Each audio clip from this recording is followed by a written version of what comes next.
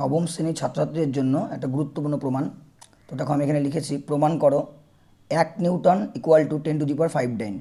তো আমাদের প্রমাণ করতে বলছে 1 নিউটন ইকুয়াল টু 10⁵ ডাইন। অথবা কোশ্চেনটা এভাবে আসতে পারে, বলের এসআই এবং সিজিএস এককের মধ্যে সম্পর্ক প্রতিষ্ঠা করো।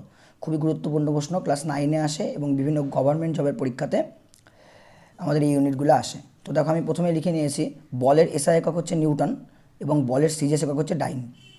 এবার আমরা জানি নিউটনের দ্বিতীয় গতিসূত্র অনুযায়ী F equal to M A, অর্থাৎ এফ মানে ফোর্স, ফোর্স মানে বল, এম মানে হচ্ছে মাস, মাস মানে ভর, আর এ মানে হচ্ছে অ্যাক্সেলারেশন, অ্যাক্সেলারেশন মানে হচ্ছে ত্বরণ। এবার দেখো এসআই পদ্ধতিতে কাজ হবে, তো বলের এসআই একক কি নিউটন, তো আমি ইচ্ছে করে লিখছি 1 নিউটন। তো ভর যেটা আছে, ভরের এসআই একক কি কেজি, তো সুতরাং লিখছি 1 কেজি। আর ত্বরণের একক কি, ত্বরণের একক 1 মিটার/সেকেন্ড স্কোয়ার আমরা জানি, তো আমরা লিখলাম 1 মিটার/সেকেন্ড স্কোয়ার। এবার দেখো বাদিকে 1 নিউটন 1 নিউটনই রাখবো, কারণ আমাদের দেখো এখানে প্রুফ যে আছে, প্রুফে বলছে বাদিকে 1 নিউটনই রাখতে, তো বাদিকে আমরা 1 নিউটনই রাখবো। এবার ভরের এসআই একক তো 1 কেজি, 1 কেজি মানে আমরা প্রত্যেকেই জানি 1000 গ্রাম। 1 কেজি মানে কত, 1000 গ্রাম। আর এখানে দেখো লেখা আছে 1 মিটার/সেকেন্ড স্কোয়ার, এবার আমরা প্রত্যেকেই জানি 1 মিটার, 1 মিটার মানে হচ্ছে 100 সেন্টিমিটার, আর পার/সেকেন্ড স্কোয়ার যেমন ছিল তেমনই থাকবে।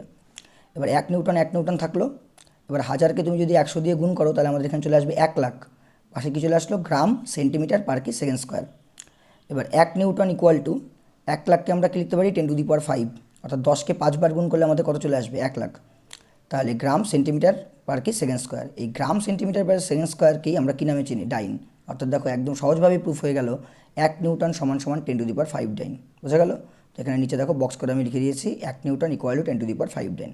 তো খুবই ইজিয়েস্ট আর খুবই গুরুত্বপূর্ণ প্রশ্ন ক্লাস 9-এর জন্য, এবং এই ইউনিটগুলো বিভিন্ন সরকারি চাকরির পরীক্ষাতেও আসে।